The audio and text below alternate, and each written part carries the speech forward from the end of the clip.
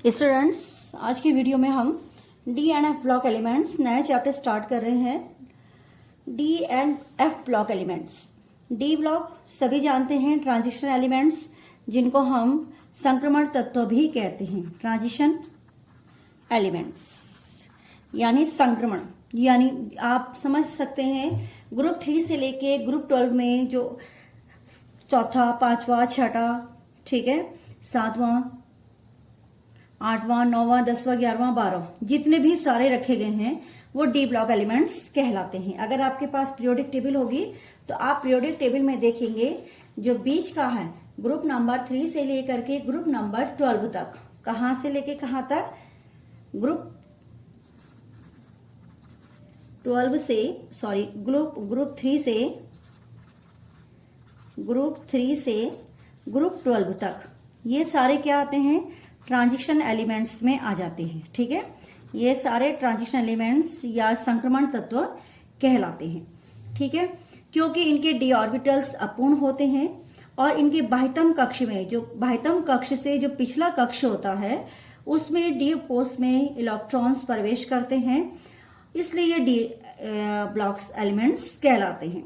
जो इनका बाह्यतम कक्ष का इलेक्ट्रॉनिक विन्यास होता है, इनका जो इलेक्ट्रॉनिक कॉन्फ़िगरेशंस या इलेक्ट्रॉनिक विन्यास है वो है NS0, NS1 या NS2। ठीक है, ये होता है बाहरी कक्ष का, बाह्यतम कक्ष का। ये सारे इसके क्या आते हैं? बाह्यतम। डी ब्लॉक के तत्व के बाह्यतम कक्ष N का इलेक्ट्रॉनिक विन्यास ये होता है। ठीक है, और इस प्रकार से जो इनका मेन इलेक्ट्रॉनिक विन्यास है वो हो जाएगा आपका N-1 और D की पावर 1-10, यानी D ऑर्बिटल्स में 1 से लेकर 10 तक एलिमेंट्स इसमें भरे हो सकते हैं। ठीक है, आंशिक रूप से भरे होते हैं, इसलिए ये D कक्षक कहलाते हैं। क्योंकि ये S और P ब्लॉक के, S एंड P ब्लॉक, इनके क्या होते हैं? मिड में होते हैं। तो इसके जो मिड में होते हैं यानी इसकी कुछ प्रॉपर्टी S और P के मध्य जितनी प्रॉपर्टीज होती है, यानी S में कोई चीज अगर बढ़ रही है लेफ्ट टू राइट और P तक पहुंचते पहुंचते वो मैक्सिमम हो जा रही है, तो जो D ऑर्बिटल्स है उसमें वो प्रॉपर्टी होगी S से थोड़ा ज्यादा और P से थोड़ा कम, ये S से थोड़ा कम और P से थोड़ा ज्यादा। ये इस पर डिपेंड करता है कि वो किस प्रकार से बढ़ रहा है या किस प्रकार से घट रहा है। ठीक है, क्योंकि मध्य में स्थित होता है तो इसे हम ट्रांजिशन एलिमेंट्स भी कहते हैं। इन दोनों के मध्य में, इसके मध्य में क्या होता है? डी, ट्रांजिशन एलिमेंट्स भी कहते हैं। ठीक है, अब हमारे पास, क्योंकि सभी ट्रांजिशन यानी संक्रमण तत्वों में विभेदी इलेक्ट्रॉन्स जो होते हैं बाह्यतम कक्ष के पिछले कोष में, जो डी कोष में प्रवेश करते हैं वो डी ब्लॉक एलिमेंट्स कहलाते हैं। और उसके लिए आपके पास N-1, D1-10 और इसमें आ जाएगा, आप आगे से NS0 कर लीजिए, NS1 कर लीजिए और ये NS2 कर लीजिए। ठीक है, या तो ये होगा या तो ये होगा या तो ये होगा। ठीक है, तो इसमें जितनी भी श्रेणियां हैं वो आपको मालूम है और कौन कौन से इसमें आएंगे, इसकी क्या क्या प्रॉपर्टीज होती है, मैं प्रॉपर्टी आपको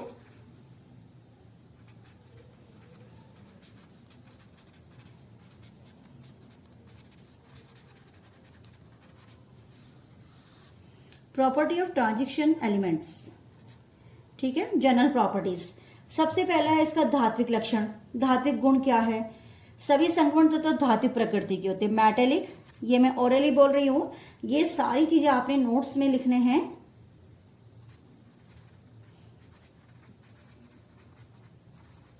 मेटेलिक प्रॉपर्टी क्या है? देखो, सभी संक्रमण तत्व धात्विक होते हैं और इनमें कौन कौन से लैटिस पाए जाते हैं? HCP, CCP और BCC लैटिस पाए जाते हैं।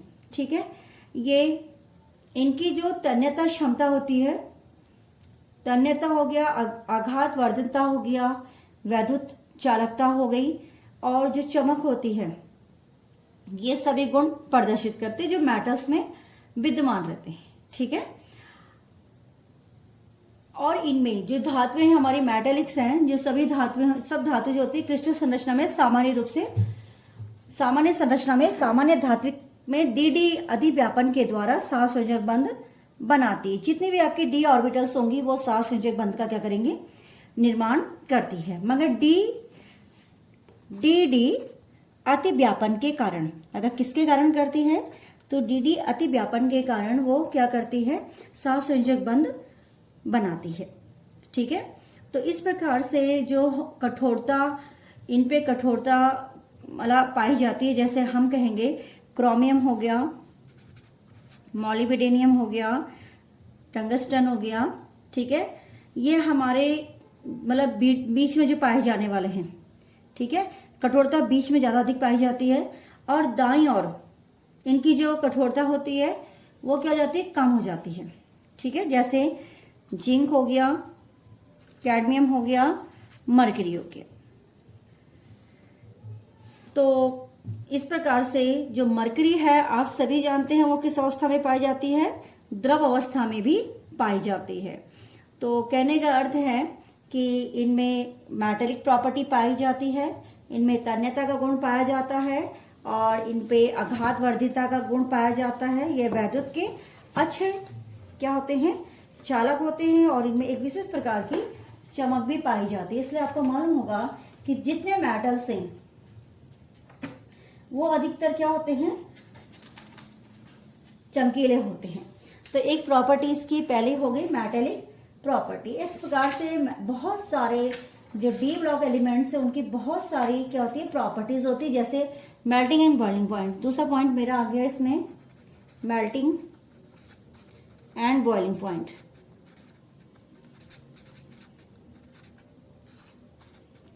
ओके, तो मेल्टिंग एंड बॉइलिंग पॉइंट संक्रमण तत्वों के जो गलनांक और क्वथनांक होते हैं वो तत्वों की तुलना में काफी अधिक होते हैं। जो रिप्रेजेंटेटिव एलिमेंट्स होते हैं उनकी तुलना में क्या होते हैं, काफी अधिक होते हैं।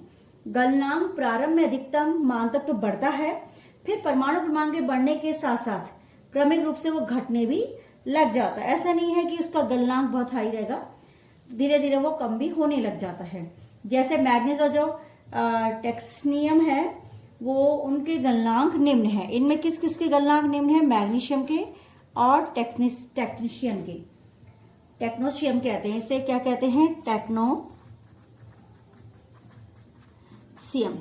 इनके गलनांक क्या है, कम है।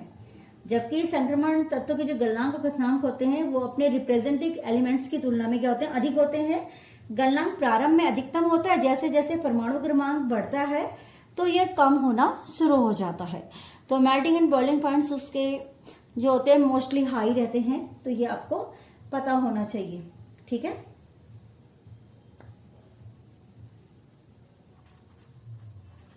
मेटेलिक कैरेक्टर्स, मेटेलिक प्रॉपर्टीज समझ में आ गया होगा।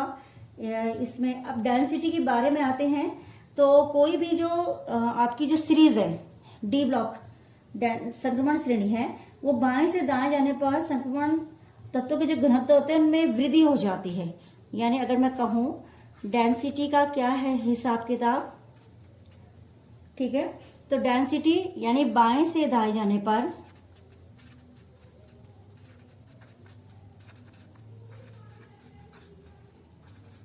क्या जाती है, बढ़ जाती है।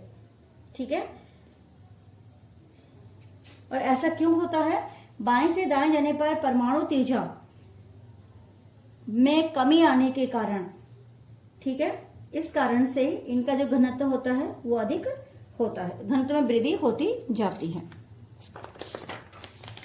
अब आते हैं हम इसके जो अगला कैरेक्टर्स है कि क्या हम इसमें क्या क्या प्रॉपर्टीज की बताना चाहेंगे। परमाणुक त्रिज्या, ठीक है, तो परमाणुक त्रिज्या यानी एटॉमिक रेडियस, रेडी कहेंगे जब हम इसको कहेंगे। एटॉमिक रेडी क्या होती है, परमाणुक त्रिज्या क्या है, तो परमाणु त्रिज्या सभी जानते हैं, जिसकी परमाणु त्रिज्या होती है एस और पी ब्लॉक के मध्य होती है, एस एंड पी ब्लॉक के मध्य होती है। ठीक है, अब इसको हम कह रहे हैं जैसे आपके पास कोई सीरीज हो तो जो इसका हम कहेंगे परमाणु त्रिज्या जो है एक विशिष्ट श्रेणी से, हम विशिष्ट श्रेणी किसी श्रेणी की बात करें तो उसमें जो संक्रमण तत्व की परमाणु त्रिज्या आती है परमाणु क्रमांक के बढ़ने के साथ घटती है। किसके घटने के साथ बढ़ती है? परमाणु क्रमांक के बढ़ने के साथ क्या जाती है? घटती जाती है। तो परमाणु त्रिज्या में कमी श्रेणी के मध्य के बाद थोड़ी कम हो जाती है। जो परमाणु त्रिज्या की जो कमी होती है श्रेणी के मध्य में थोड़ी क्या हो जाती है? कम हो जाती है। ठीक है, तो इस प्रकार से हम कहेंगे कि प्रत्येक श्रेणी के अंत में परमाणु त्रिज्या में थोड़ी वृद्धि पाई जाती है। ठीक है, और जैसे परमाणु क्रमांक बढ़ेगा वैसे ऐसे इसकी वो परमाणु क्रमांक की वृद्धि के साथ वो क्या जाती है? घट जाती है। अब आते हैं इसमें हम एटॉमिक रेडियस मैंने आपको करा दिया और इससे मैंने डेंसिटी आपको बता दी, मेटेलिक करैक्टर बता दिया, मेल्टिंग एंड बॉइलिंग पॉइंट्स आपको बता दिया तो किस प्रकार से होता है। अब आते हैं इसके इसमें आती है एंथैल्पी ऑफ एटोमिजेशन यानी कणीकरण एंथैल्पी एक होता है। तो इसके बारे में मैं थोड़ा बताऊंगी कि क्या इसमें आपने लिखना है। तो यहाँ पे हम पहले लिख लेते हैं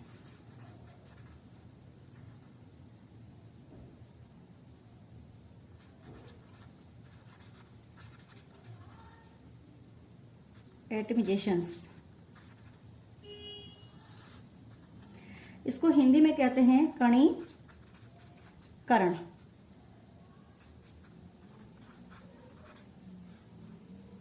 एंथैल्पी। ओके, तो कहने का अर्थ है जो संगमण तत्व की कणीकरण एंथैल्पी होती है वो उच्च मान मतलब उसका ऊंचा मान क्यों होता है? कणीकरण एंथैल्पी मैं लिख लेती हूं, कणीकरण एंथैल्पी उच्च होती है और यह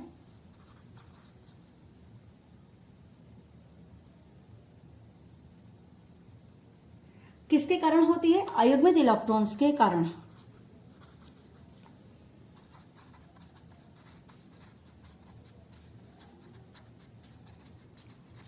अयुग्मित इलेक्ट्रॉन्स के कारण क्या होती है?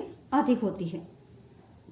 अधिक संख्या में जो अयुग्मित इलेक्ट्रॉन्स उपस्थित होते हैं किसी तत्व में तो उनमें अंतर परमाणु बल उपस्थित रहता है जिसके कारण परमाणु जो होते हैं बंध से जुड़े हुए रहते हैं, इसलिए उसकी कणीकरण एंथैल्पी का मान सामान्य तत्वों की तुलना में अधिक होता है। अगर कोई एलिमेंट्स ऐसा आपको दिखता है कि जो जिसमें अयुग्मित इलेक्ट्रॉन्स है तो अयुग्मित इलेक्ट्रॉन्स की उपस्थिति के कारण जितने अधिक अयुग्मित इलेक्ट्रॉन्स होंगे उनके मध्य तत्वों के मध्य अंतर परमाणु बल उपस्थित होगा और वो एक दूसरे से बंध से जुड़े हुए रहेंगे, तो इस प्रकार से उसका मान अधिक होगा। ऐसे आते हैं आयनाइजेशन एंथैल्पी में।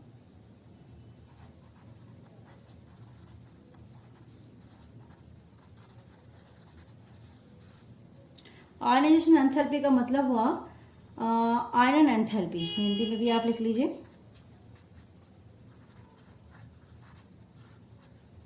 आयनन एंथैल्पी मतलब जो संक्रमण तत्व हैं यानी डी ब्लॉक उनका आयनन एंथैल्पी S व P के मध्य होती है। ओके, तो इसको आप अपनी लैंग्वेज में लिख सकते हैं, यानी S ब्लॉक से ज्यादा और P ब्लॉक से क्या होती है? कम होती है। ठीक है, क्योंकि बीच में आता है। और अगर हम कहें कि संक्रमण तत्व की जो आयनन एंथैल्पी का मान काफी अधिक होता है कि बीच की कोटि के लिए होता है, ये मतलब अगर हम कहें कि S और P ब्लॉक के बीच की कोटि के लिए जो मैक्सिमम है उस वक्त वो उसका सबसे ज्यादा होगा, क्योंकि अलग अलग जैसे इसमें फर्स्ट सीरीज है, सेकंड सीरीज है, थर्ड सीरीज है, यानी फर्स्ट संक्रमण श्रेणी है, द्वितीय संक्रमण श्रेणी है, तो कई प्रकार की इसमें संक्रमण श्रेणियां हैं। ठीक है, इसमें आपके सिलेबस में ये रिएक्टिविटी जो सीरीज होती है वो इसमें हटा दी गई।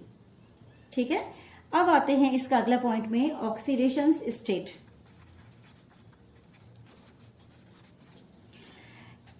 पूरे पीरियोडिक टेबल में डी ब्लॉक एक ऐसा एलिमेंट, डी ब्लॉक एक ऐसी सीरीज है जो विभिन्न प्रकार की ऑक्सीकरण अवस्था प्रदर्शित करती है। ठीक है, कुछ अपवाद छोड़ करके, ठीक है, आप जैसे परिवर्ती संयोजकता प्रदर्शित करते हैं। ओके, अगर ये परिवर्तित संयोजकता प्रदर्शित कर रहा है तो जैसे हमने लिया फॉर एग्जांपल्स कॉपर, ठीक है, क्यूप्रस लवण में जो कॉपर होता है वो क्यूप्रस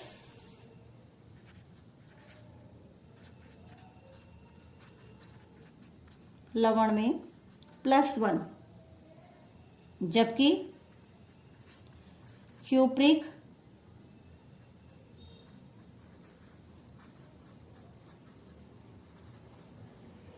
+2, यानी अगर मेरा एग्जाम ये है +2 प्रदर्शित करता है। ठीक है, तो संक्रमण तत्वों की जो विभिन्न ऑक्सीकरण अवस्था होती है वो भिन्न भिन्न अपने विशिष्ट गुणों के कारण होती है। तो इसमें बहुत सी है, जैसे मैग्नीज है +2 करता है, +3 करता है, +4, मैं बता लेती हूँ जैसे मुझे तो नोट्स आपको देने ही है। तो मैग्नीज की +2, +3, +4, +6 और +7 तक। ऐसे ही आयरन की भी होती है जो विभिन्न अवस्था प्रदर्शित करता है। तो जो जैसे मॉलिब्डेनियम है MO, तो इसकी ऑक्सीजन अवस्था भी आप लिख सकते हैं +2, +3, +4, +5 और +6।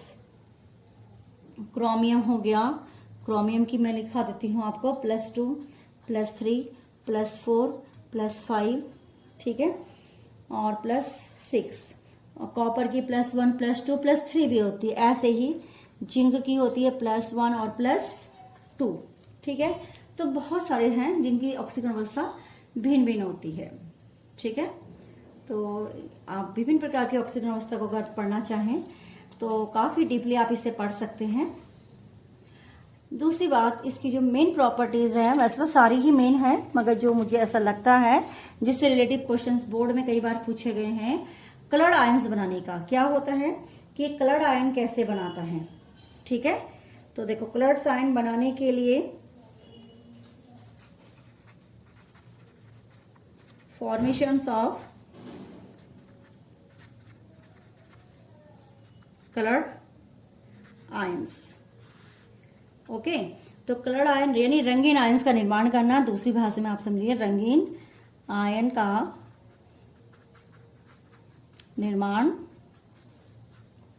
करना। संक्रमण धातु अधिकतर यौगिक जलीय विलयन में और ठोस अवस्था में भी रंगीन होते हैं। कुछ तो जलीय में होते हैं, जलीय एवं ठोस अवस्था दोनों में रंगीन होते हैं। ठीक है, जैसे अच्छा, इनमें आयनों का जो रंगीन होना है वो स्प्लिटेड डी ऑर्बिटल्स में डी संक्रमण के कारण होता है। क्वेश्चंस आता है इसमें डी संक्रमण के कारण होता है। मतलब ये रंगीन आयंस क्यों बनाते हैं अगर पूछ लिया क्वेश्चंस, तो जो संक्रमण धातु आयनों का जो रंगीन होना है विदलित डी ऑर्बिटल्स में डी संक्रमण के कारण होता है। ठीक है, शॉर्ट में ही लिखने के लिए क्वेश्चन एक एक नंबर के आते हैं। तो डी संक्रमण के कारण जब ये होता है, यानी स्प्लिटिंग, वैसे तो स्प्लिटिंग जो हमारा कहने का अर्थ है रंगीन होना विदलित डी ऑर्बिटल्स में डी संक्रमण के कारण ये पाया जाता है। तो ये इस प्रकार से बहुत से रंगीन आयन बनाते हैं। अब जिसका जैसा कलर होता है वो वैसे रंगीन आयन बना देता है। ठीक है, जैसे कोबाल्ट, लाल रंग पर कोबाल्ट क्या होता है, लाल रंग बना लेता है जल योजित होते ही। और जो कोबाल्ट सेकंड यौगिक है नीले हरा विकिरण का अवशोषण करता है। वैसे कोबाल्ट कैसा होता है, नीले हरे रंग का होता है, मगर जलीय विलयन में ये यहाँ पे लिख लेते हैं जलीय, ठीक है, लाल रंग का बना देता है। जैसे कॉपर है, नीले रंग का आयंस बना देता है। डी ऑर्बिटल्स होने के कारण ये रंगीन से होते हैं। ठीक है, पूर्ण रूप से डी ऑर्बिटल्स होने के कारण ये रंगहीन हो जाते हैं। देखो जिनमें कुछ जैसे कॉपर, जिंक, कैडमियम और मरकरी आयनों में पूर्ण रूप से भरे हुए डी ऑर्बिटल्स होने के कारण ये रंगीन होते हैं। कभी भी आप देखना coppers, zinc, cadmium 2 plus ion, zinc plus 2 ions. अगर इनका पूर्ण है d ऑर्बिटल्स तो ये रंगहीन हो जाएंगे, ओके। और यदि ये पूर्ण नहीं है तो ये रंगीन नहीं होंगे, ठीक है। एस और पी ब्लॉक क्यों नहीं करते? क्योंकि एस और पी ब्लॉक में डी ऑर्बिटल्स या तो अनुपस्थित होते हैं या पूर्ण रूप से भरे हुए होते हैं, ठीक है। यानी वो डी संक्रमण के लिए अयोग्य होते हैं। जो डी ऑर्बिटल्स करेगा वही आपका ये बनाएगा। अब आते हैं मैग्नेटिक प्रॉपर्टी में, ओके। कि मैग्नेटिक प्रॉपर्टी क्या है? बहुत प्रकार की मैग्नेटिक प्रॉपर्टियां होती है, सभी जानते हैं। तो मैग्नेटिक प्रॉपर्टी में देखो, अनुचुंबकीय यानी पैरामैग्नेटिक,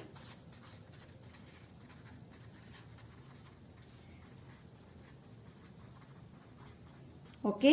पॉइंट 2 डाईमैग्नेटिक यानी प्रति चुंबकीय। और इसके बाद एक और प्रॉपर्टीज अगर आपको याद होगी तो कौन सी होती है? प्रति चुंबकीय, है ना। तो फिलहाल जो हमारा चैप्टर्स है वो ये 2 गुण प्रदर्शित करेगा, अनुचुंबकीय और प्रति चुंबकीय। अब देखो, पैरामैग्नेटिक यानी अनुचुंबकीय, वे पदार्थ जो चुंबकीय क्षेत्र में आकर्षित होते हैं अनुचुंबकीय कहलाते हैं, ठीक है। और जो ये व्यवहार करते हैं वो अनुचुंबकत्व कहलाता है, ये है।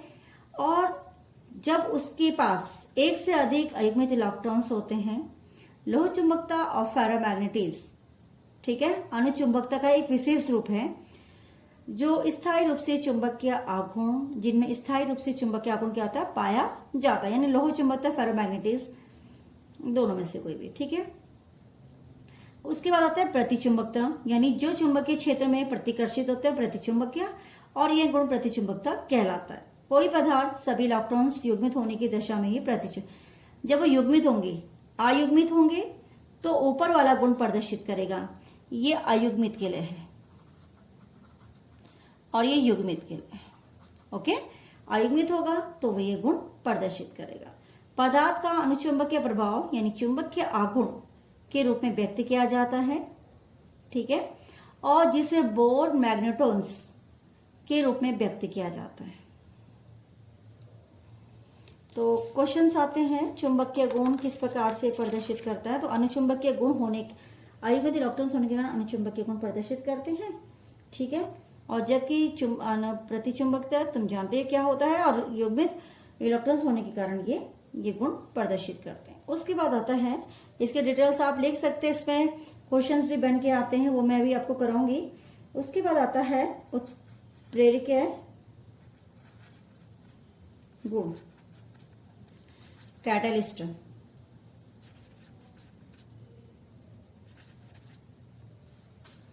Catalyst property. बहुत से संक्रमण धातु उनके जो यौगिक होते हैं, ठीक है, विशेषता ऑक्साइड अनेक रासायनिक अभिक्रियाओं में उत्प्रेरक की तरह कार्य करते, ठीक है। जैसे उत्प्रेरक गुण V2O5 संपर्क विधि में, इस बार सिलेबस से हट गई थी, सल्फ्यूरिक अम्ल का निर्माण करता है। इसी प्रकार से प्लैटिनियम, नाइट्रिक एसिड्स, ठीक है, औद्योगिक के निर्माण में काम आता है। TiCl4 ये पॉलीथीन बनाने में, ठीक है, ये उत्प्रेरक के रूप में कार्य करते हैं। ये हम आपको बताना चाह रहे हैं कि उत्प्रेरक के रूप में ये कार्य करके प्लैटिनियम हो गया, वैनेडियम हो गया, TiCl4 हो गया, ये सभी क्या करते हैं? उत्प्रेरक गुण प्रदर्शित करते हैं। संक्रमण धातु उनके यौगिक का जो उत्प्रेरण क्रियाशीलता है वो निम्न कारक पर निर्भर करती है, यानी डी ऑर्बिटल्स की उपस्थिति होनी चाहिए। संक्रमण धातु की यौगिक की जो उत्प्रेरण क्रियाशीलता है, अगर पूछा जाए उत्प्रेरण क्रियाशीलता किस किस पे डिपेंड करती है? एक तो करती है डी ऑर्बिटल्स की उपस्थिति पर, पॉइंट 1। पॉइंट 2 करती है परिवर्ती ऑक्सीकरण अवस्था। ठीक है। पॉइंट 3 करती है कॉम्प्लेक्स बनाने में। ठीक है, इतने प्रकार के गुण पाए जाते हैं। ओके, अब इसी प्रकार से जटिल निर्माण कैसे करता है, तो ये तो सभी जानते हैं कि इसमें हम अगर कॉम्प्लेक्स, बहुत सारी प्रॉपर्टीज हैं, आप प्रॉपर्टीज पढ़ेंगे तो आपको लगेगा कि डी ब्लॉक अपने आप में एक खजाना है प्रॉपर्टियों का। ठीक है, जैसे कॉम्प्लेक्स फॉर्मेशन कर रहा है, कॉम्प्लेक्स निर्माण, जटिल फॉर्मेशन। ओके, तो संक्रमण धातु आयन एक बड़ी संख्या में जटिल यौगिक का निर्माण करता है। जैसे मैं इसमें लिख रही हूं, जैसे हमने लिखा, ये मैंने कॉम्प्लेक्स ले लिया, ये ऐसे बनाएगा। इसके बाद एक कोऑर्डिनेशन कंपाउंड्स, कोऑर्डिनेशन चैप्टर है, उसमें आप इसको बहुत अच्छी तरीके से पढ़ेंगे। तो ये इस प्रकार से जटिल यौगिक बना रहा है। ये मैं लिख रही हूं केवल एग्जाम्पल्स के लिए आपको, कि इस तरीके से देखो बना रहा है और हम इसको ऐसे करके बता रहे हैं। ठीक है, तो यहाँ पे आ गया PiCl4 हो गया, मैं इसको भी लिख लेती हूँ। एक एग्जाम्पल्स ये भी लिख लिया मैंने। अभी आप सारा पढ़ेंगे तो आपकी समझ में ये सारा आएगा। ठीक है, तो ये सारे जटिल निर्माण यानी कॉम्प्लेक्स फॉर्मेशंस का निर्माण करते हैं। ओके, और इसी प्रकार से अंतरकाशीय यौगिक का भी निर्माण करते हैं। अंतरकाशीय यौगिक इनमें बनाए जाते हैं। एलॉ फॉर्मेशंस भी करता है। एलॉ मतलब होता है मिश्र धातु।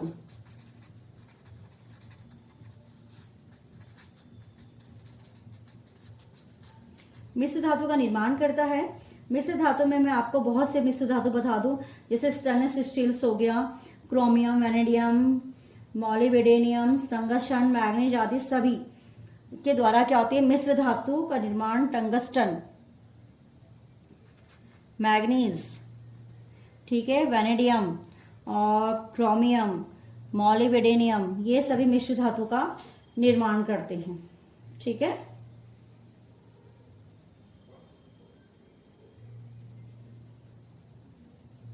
तो इस प्रकार से आपका जो टॉपिक है वो मैंने कंप्लीट कर दिया है। इसमें जो प्रॉपर्टीज ऑफ क्या है, डी ब्लॉक एलिमेंट्स। ओके, तो अभी हम डी ब्लॉक एलिमेंट्स के बारे में ही प्रॉपर्टीज पढ़ रहे थे इसकी, तो ये आप नोट्स के रूप में बनाइए और इनकी छोटी छोटी चीजों को अच्छी तरीके से हैंडल कीजिए।